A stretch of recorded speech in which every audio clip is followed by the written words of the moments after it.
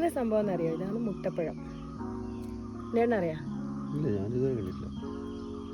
ഇതിൻ്റെ ഉള്ളിൽ നമ്മളെ മുട്ടയുടെ മഞ്ഞയില്ലേ, അതുപോലെ ഉണ്ടാവുക. നല്ല മധുരമായിട്ട് ഒരു കുരു ഉണ്ടാവും. നല്ല ടേസ്റ്റാണ്. പഴുത്തിട്ടില്ല, നാളത്തേക്ക് പഴുക്കും. നമുക്ക് വെക്കാം. ഇതൊന്ന് പറിച്ചു തരുമോ? ഹൈറ്റിൽ അത് മൂത്തത്.